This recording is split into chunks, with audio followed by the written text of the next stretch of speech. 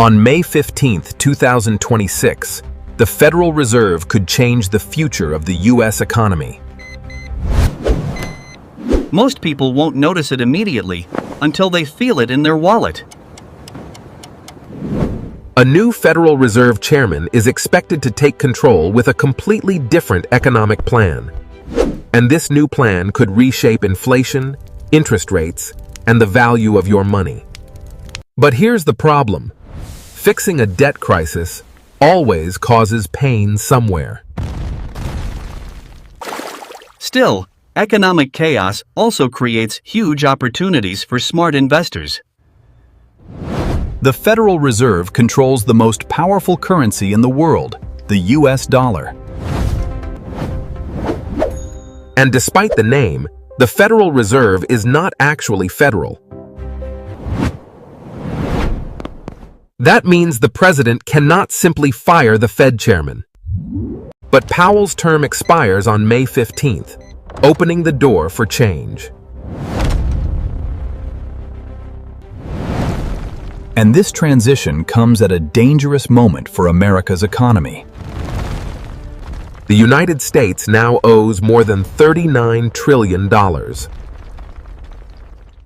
But the bigger problem isn't the debt itself, it's the interest payments. America now spends over $1 trillion every year just paying interest. And less of your tax money goes toward infrastructure, schools, or services. So what's the solution? History suggests something called financial repression. After World War II, America faced another massive debt crisis. The government didn't pay the debt off, it inflated the debt away. The strategy was simple: keep interest rates lower than inflation. That made savers lose purchasing power every single year.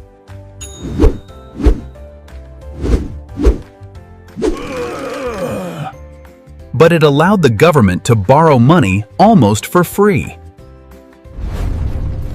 Banks and pension funds were pushed to buy government bonds. And while savers got poorer, the economy grew rapidly. Today's debt crisis is even larger than the one after World War II.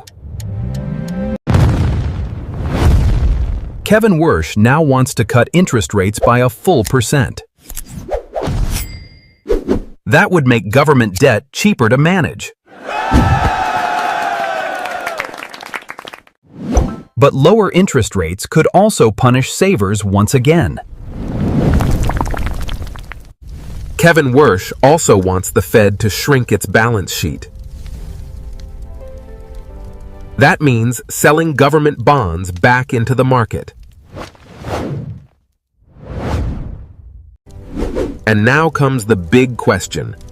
Who will buy all that debt? Wersch believes private investors and AI-driven productivity will save the system. But if history repeats itself, cash savers may once again become the biggest losers. In times of inflation, assets like stocks, real estate, gold, and Bitcoin have historically surged.